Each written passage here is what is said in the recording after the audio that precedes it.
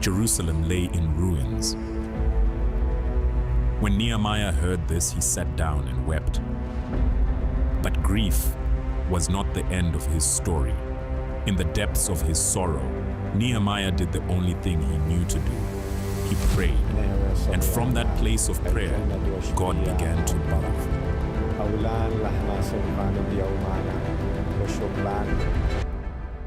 What seemed impossible became possible. What had been abandoned found new purpose. One stone at a time, one step of faith at a time, the rebuilding had begun. What was broken would be rebuilt. What was ruined would be restored. And God would raise up rebuilders.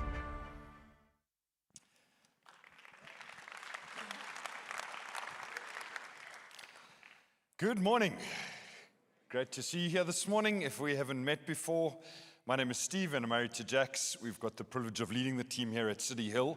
Just before diving into my message this morning, just wanted to say a huge thank you to everybody that has contributed into our Nation Changes month.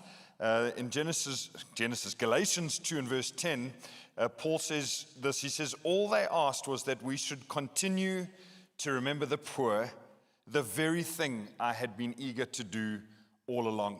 And so in this year, which is an unusual year for us because we're doing a building project as well, the fact that we could do our Nation Changes month, according to the feedback I got this last week, we reached our goal in terms of the funds that we were hoping to raise. Thank you to everybody that's given, that's signed up to be involved. Really, really appreciate that.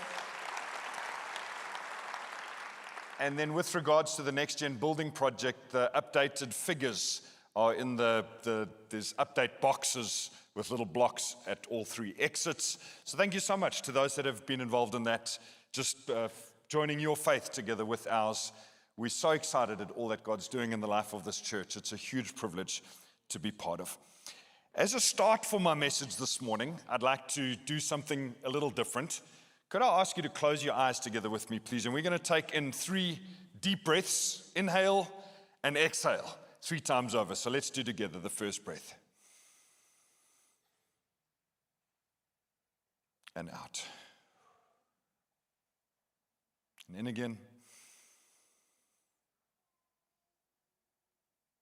And out. And thirdly, and out again. And as we do that, and as we've done that, please would you pray this prayer in your heart. It's a simple 1-line prayer that goes like this. Lord, please move my heart with the things that move your heart. Lord, please move my heart with the things that move your heart. So, if you open your eyes again, we are starting a new series in the book of Nehemiah, and that prayer that I've prayed will tie in to the back end of my message. You'll see where I'm going. But I'd like to give a little bit of historical context to the story of Nehemiah to understand how profound this man's life and his work was. The story of the Old Testament in the Bible is primarily focused on a people, the descendants of Israel, the Jewish people, and it's primarily situated in their country, the promised land, the land of Canaan. After living there for some centuries, God repeatedly sent warnings to them to say, if you don't follow me and obey my commandments, then there's consequences to those actions. And in spite of many, many, many warnings, the continued story of the people is that their hearts turned away from God after idols. They committed all kinds of sins, and they basically forsook the God that had given them that land. So in fulfillment of these prophecies and as consequence for their sin, they were invaded by a big world superpower, namely the Babylonians. And 2 things happened. Firstly, a number of people were taken into exile, hundreds of kilometers away, to live in Babylon and elsewhere in the empire. And then the city of Jerusalem, secondly, was broken down. The walls were torn down. The gates were burned with fire. And that was quite a big deal. The temple, of course, was destroyed as well at that time. But the walls of the city, of any fortified city of that day and age, represented protection. and as such represented a city status. People would move into the city knowing that at night the gates could be shut, they'd be protected against bandits, against raiding bands, etc. And a city with broken down walls was a pretty sad city, especially in Jerusalem's case, which was the most important city in the Old Testament. Knowing what God had intended for them and where it had ended up, things were pretty sad with these broken down walls. Over the course of time, the Babylonian Empire itself was defeated by the Persian Empire. And so the Persian Empire at that time was the largest empire the world had ever seen. This is a map of the ground that the Persian Empire covered, all the way from India in the east to Egypt and Greece in the west. This was a huge empire of conquered peoples. One of the capitals of the Persian Empire was Susa. Susa's in modern day, the ruins of Susa in modern day Iran. And out of interest, the Iranian people, the name Iran is modern, but the Iranian people view themselves as Persian heritage. From the time of Cyrus 3,000 years ago, their culture has continued all the way to today. So if you were the king of Persia, that is what you were overseeing. And you can see how far Jerusalem is away, about 1,600 kilometers. And the story of Nehemiah starts in Susa. And Nehemiah himself was a Jew, but he lived and worked in Susa. And so let's pick up from Nehemiah chapter 1 and verse 1. The words of Nehemiah, son of Hakaliah. While I was in the citadel of Susa, Hanani, one of my brothers, came from Judah with some other men, and I questioned them about the Jewish remnant that had survived the exile and also about Jerusalem. They said to me, those who survived the exile and are back in the province are in great trouble and disgrace. The wall of Jerusalem is broken down and its gates have been burned with fire. Now again, just a little bit of historical context. At the time of Cyrus the Great, the start of the Persian Empire, the Jews were allowed to go back to Jerusalem, and many of them did. But the wall still had not been rebuilt. Their life was tough living in that broken down country at that time. And so Hanani and his guys have traveled all the way back to Susa, and the report is not a good one at all. That what the walls were designed to look like was this picture. That's a kind of artistic impression of what Jerusalem was like at that time. And those walls that should have been protecting it, they were all broken down and the gates burned with fire. In verse 4, Nehemiah says, when I heard these things, I sat down and wept. For some days I mourned and fasted and prayed before the God of heaven. Then I said, and he prays, Lord, the God of heaven, the great and awesome God who keeps his covenant of love with those who love him and keep his commandments, let your ear be attentive and your eyes open to hear the prayer your servant is praying before you. And then in verse 11 it says this, I was cupbearer to the king. Now, that last little statement tells us quite a lot. It was an important role. Apart from bringing the food and drink to the king, the cupbearer had to be trusted. In other words, that he wouldn't assassinate the king. He also had to taste the food and drink before the king ate it. One of the popular ways of killing your enemies back in those days, poison their food or their drink. And so Nehemiah would bring the food or drink, if you could imagine that, and before the king took it, Nehemiah would take a sip. If Nehemiah survived, then it was good for the king to drink as well. So that was his role. And the rest of the story, this is a little bit of a spoiler alert for the first half of Nehemiah, is Nehemiah goes to the king, he gets special permission to go back to Jerusalem, or to go to Jerusalem, and he embarks on the huge project of rebuilding those walls. So the story of Nehemiah is a story of rebuilding the walls of Jerusalem. It's such a relevant story for us today as well, because we live in a world where many walls are broken down. I'm using walls in the most positive sense this morning. Walls of in our personal lives, walls within families and communities, walls of faith and hope and purpose. And it's easy for us to feel overwhelmed by the rubble, if I could use that metaphor, that we see around us in the world. The book of Nehemiah reminds us this Father's Day that the Father specializes in the restoration of broken down walls. He specializes in taking burned stones of our lives and rebuilding them for his glory.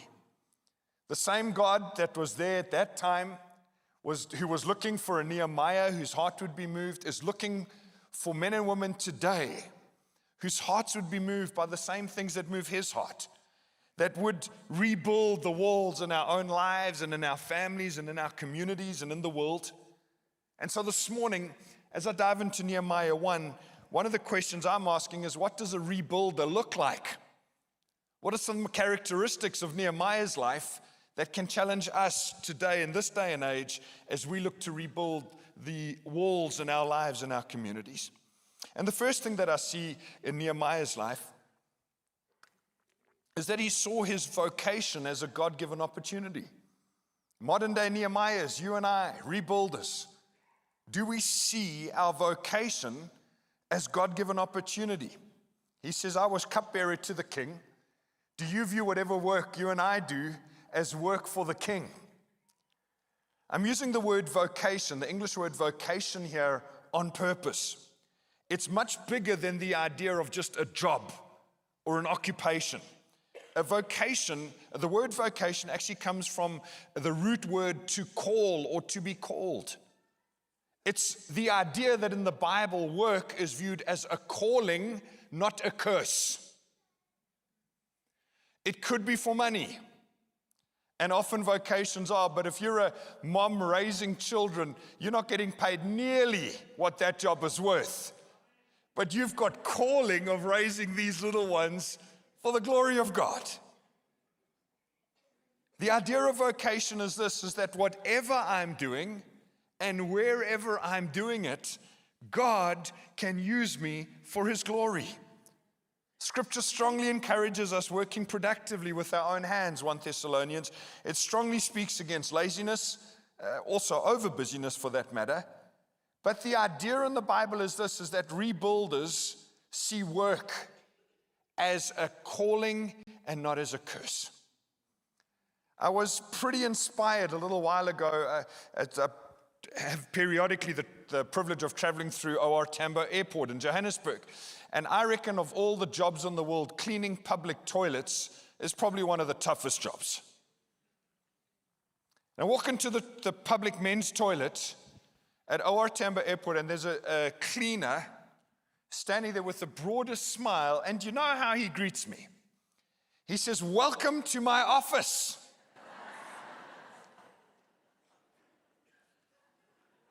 I'm like, well, gee, you had a good start to the morning, or you were smoking something. Not just that, he says here, he opens the door to one of the toilet stalls, wipes down the toilet and sprays it, flushes it. I walked out of there thinking, this guy just elevated toilet cleaning from what I think is pretty tough to something that brought a smile to my face. I've been back there. There have been different cleaners on duty. Each one of them have greeted me with the same. Out of all the public toilets of any airport I've ever been to, O.R. Tambo got the friendliest people cleaning toilets.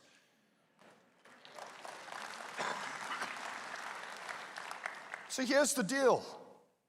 If you can have that kind of impact on somebody by cleaning the toilets, how much more should you and I view even the tough parts of the work that we do as being for the glory of God? It's interesting in Genesis chapter 2 and 3, when God created a perfect world, sin eventually enters the world, and then there's the curse, and things become much tougher. I beg your pardon. Do you know where work was given to man in that process? It was before sin came into the world. In God's perfect world, he says to man, I want you to work and take care of the garden. And modern day Nehemiahs, rebuilders of our society and our lives, don't view work as a curse. We don't have to work, we get to work. We wake up on a Monday morning and step into our vocations, whatever those are. God, thank you that this is an opportunity. Nehemiah was a cupbearer to the king, risking his life every day, drinking the drink and eating the food that the king would eat. He didn't view it as a curse, he viewed it as an incredible opportunity. modern day rebuilders, do we view our work the same way? The second thing that stands out to me about Nehemiah is that he asked the right questions. If we're going to be those that build and rebuild walls, we need to be men and women that ask the right questions and listen to the answers. In verse 2, he says, I questioned them about the Jewish remnant that had survived the exile and also about Jerusalem. Asking these questions and listening to the answer resulted in an astonishing series of events, a domino effect. His heart was deeply moved. He then came up with a God plan that was huge and extraordinary. He had divine favor and favor from the king, and ends up, as we see later in the book of Nehemiah, rebuilding walls, how's this, that were broken down about 140 years before. So the challenge for me and for us is when we're interacting with other people, are we asking the right questions, and then are we listening to the answers? Of course, in a lot of our greetings, the question, how are you doing, and you're good, thanks, and you, that's kind of just a way of breaking the ice to my mind. But if you really care about people and how they're really doing, you might ask a different question, like, what's the best thing that's happened this week? Or how are things going with you? How are things going with family or with work? Probe a little deeper. Nehemiah didn't just say to Hanani, hey, so how are things back home? Oh, that's tough, eh? Yeah, tough. But anyway, so hey, he didn't just move on. He asked the questions and then listened to the answers. Today's Father's Day, and fellow dads of children younger and older today, I guess one of the challenges we have is that one of the things that it feels like one of the job descriptions of being the dad is we've got to give good dad advice, right? Hopefully from some wisdom and knowledge and experience that we've built up. And another thing I think us dads are famous for is telling stories of how tough things were in our day. Could I suggest, wisdom is good, experience, some of the stories are jolly interesting. But what I think matters most to our children is, are we asking them about themselves and really interested in the answer? Both my mom and my dad set an amazing example of this in our world and our lives. My mom, I'm thinking of when I was at high school, would come home in the afternoon, she would pause whatever she was doing, and she would sit down, just make a cup of tea, and ask, how was your day? How did things go? Anything out of the ordinary? Now that's a tough ask when her first 3 children were boys. And a teenage boy's version of how your day went is just fine. Usually, and like any other news, no. It was all good. That she didn't let that put her off. That's fine if the conversation was just that long each day. But she was present, and periodically when there was a big crisis or a big story to tell, because she was asking and she was interested, we would share with her. My dad was the same with us, but I observed in his work. I've spoken about my dad often before. He was in sales. Short-term insurance was the product. And to make money for the end of the month, that was the product that he was selling. And what's so interesting about my dad is that his lead in wasn't about the product. And this wasn't a sales gimmick. He genuinely cared for people.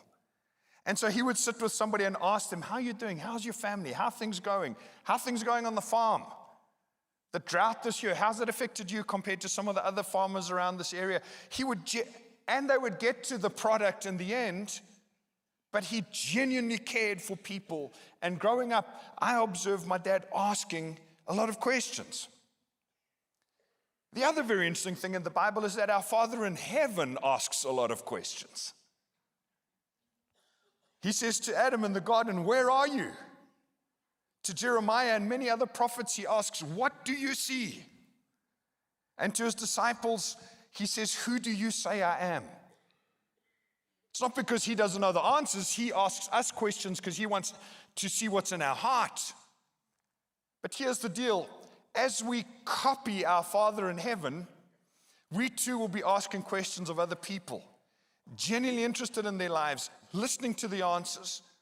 One of the challenges all of us have is that in conversation, we are often thinking up the next thing we're going to say while the other person's still talking.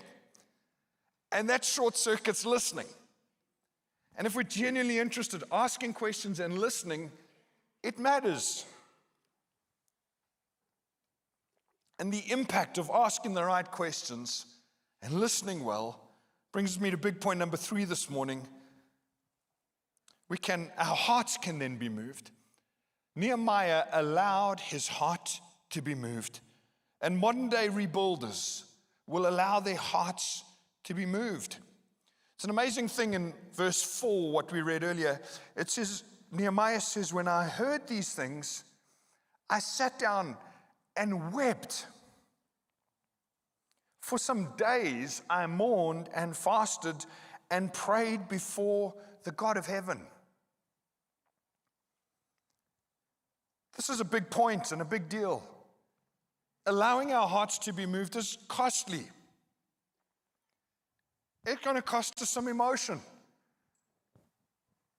He was mourning, weeping, fasting, and praying to God. And I guess one of the challenges is when you see all the rubble around, and it's been like that for a long time, it's easy that our hearts just were like, well, that's how things have always been. These walls had been broken down for 140 years, but somehow in that conversation, Nehemiah allowed his heart to be moved. We're going to talk about economic inequality in our country, and it's just like, well, that's tough. It's such a difficult thing to change. It's always been like that. Are our hearts still moved? The big question for each one of us, including myself this morning, is, are we allowing our hearts to be moved by the things that moves God's heart? Hence my prayer in the beginning. I gave some feedback last Sunday. It was Comrade Sunday, but of my trip to Russia, and that city right at the top beneath the 1S, Yekaterinburg. We were at a town just outside of Yekaterinburg with an amazing church that blessed me deeply, a church that's focused on outreach. You can go to Russia without a visa if you've got a South African passport, thanks to BRICS. One of the most well-placed passports in the world to reach some of these countries, the little green mamba, just by the way. But I start to look at the map, and all these other countries, Kazakhstan and Uzbekistan, Turkmenistan, Tajikistan and Kyrgyzstan, Pakistan and Afghanistan, all the Stan countries, there's 7 of them. Do you know that they sit in one of the most unreached areas of the world with regards to the gospel? You could live your entire life in one of those countries and very easily never meet another person who's a follower of Jesus. You might hear the gospel online, through the internet. Bibles are available to a measure. But I start to look at those countries, my heart starts to be moved. I've had 2 conversations with 2 different people, couples, who are looking to go and live there. One couple at the moment live in Armenia, the other couple live in Germany. They've got vastly different backgrounds, but their hearts have been moved enough. They want to go and live in those areas and spend their lives sharing the gospel and reaching out to people that live in one of those countries. But it's like it's got on the inside of me. Lord, how many Christians have I met in my life in South Africa? Anywhere, anytime you can meet people that love Jesus. Shouldn't I be going? And if you're not sending me, and I'm very open to going, couldn't we be involved in helping others to get there? Lord, move my heart with the things that move yours. Surely the spiritual, eternal plight of men and women who can live and die in an area and never hear about Jesus, surely that moves the heart of God. I remember hearing about the big Bible translation needs around the world, the kind of Bible poverty that exists in so many parts of the world. The Bible's been translated into many languages, but there's a lot still to go. And all the translation societies have got together and have got this great big audacious goal that by 2030, Bible translations will be started in all of the main languages around the world. There's a people group size of that and above, I think 50,000 and above, would all have some parts of the Bible in their own language. My heart was moved when I heard that. How could we be involved? There's 2 unreached people groups on our doorstep of our country. the Baputi people in Lesotho and the Himba people up in Namibia. As a church, we financially have been giving towards the Bible translation efforts for those two languages. Lord, move my heart with the things that move yours. Surely God's word matters to him. The idea of adoption. Through all of the early years of our marriage, it never really moved me. Great that people adopted children. Fantastic. Just didn't fit. Didn't do anything for me. Until one day, one week, 6-7 years ago, get the phone call from Jax that there's this girl that she's heard of looking for an adoptive family. And I read the Bible the next morning, and God gets a hold of my heart. So what changed first wasn't a child joining our family, it was my heart. Those of you who know me know I can't talk about adoption without getting emotional. It was on the heart of God for our family to do. My brother, by the way, I'm the oldest, Mark's the second, Tim, my third brother, they've just adopted twins in December. They had 3 biological children. They have 3 biologicals, and now they've got 2 additionals, twins. And it's so cute to see Trinity's response. We had a little Zoom call, and she's like, now she feels she's the family resident expert on adoption. And she's like, she says to us, I can help those boys understand about adoption when they get a bit bigger. And she says, Shame, they've got it quite tough because they don't know yet that they're adopted because they're babies.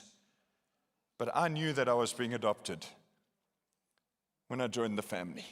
So I can help them. It's a big deal when the heart shifts because then our actions follow afterwards.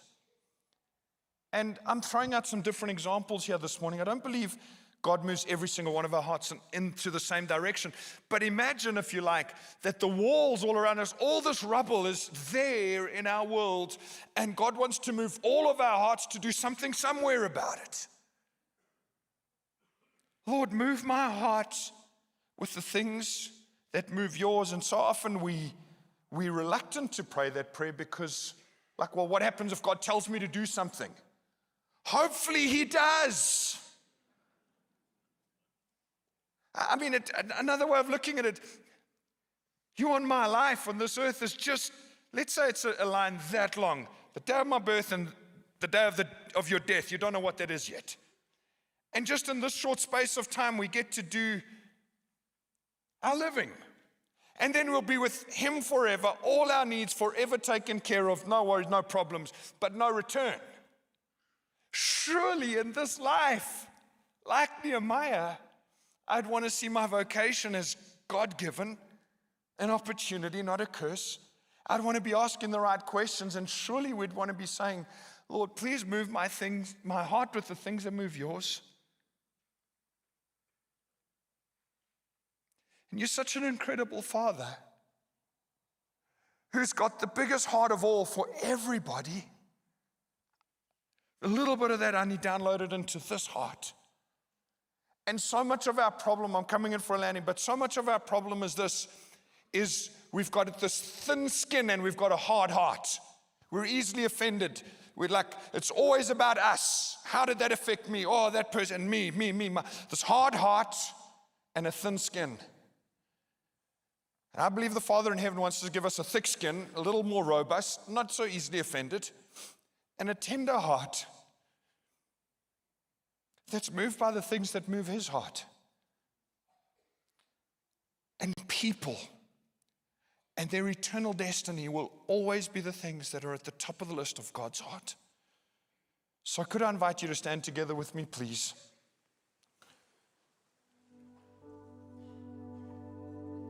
Before Nehemiah went and did anything, before any actions, he prayed, he spoke to God. And so I'd like to invite us to pray the same prayer that we started with. Is right where you're standing, to close your eyes together with me. Just to say the words out loud, Lord, move my heart with the things that move yours. Lord, move my heart with the things that move yours.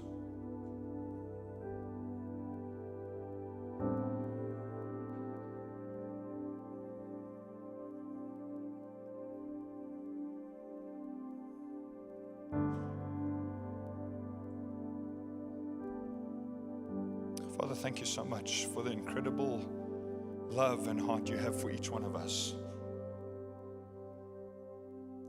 Willing to send your perfect one and only Son to die, to take the penalty for our sin.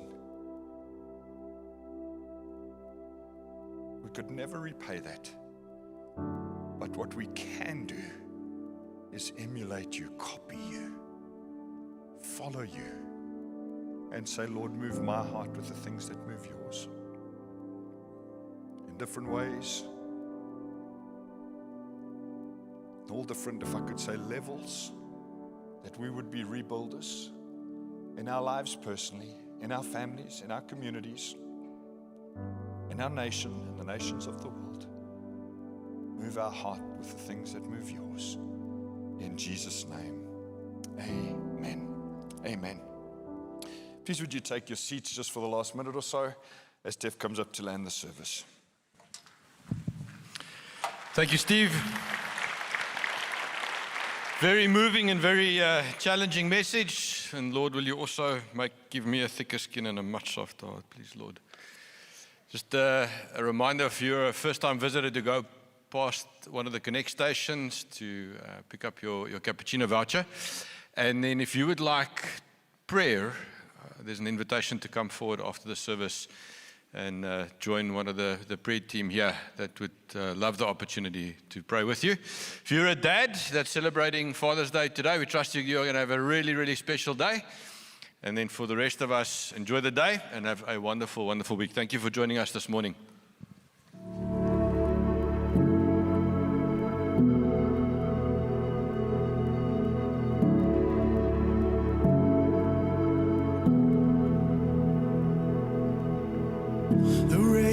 Darkness now has ended in the kingdom of light, in the kingdom of light, forever under your dominion. You're the king of my life, you're the king of my life.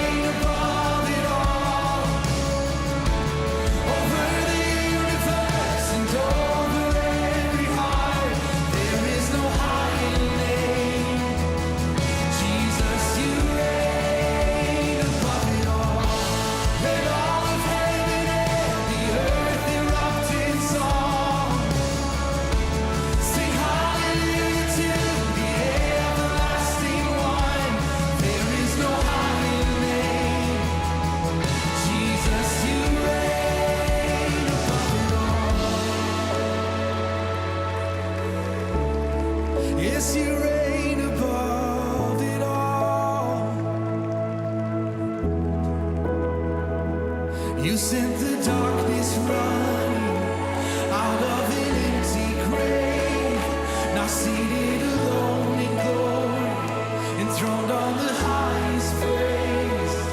You sent the darkness running out of an empty grave, now seated alone in glory, enthroned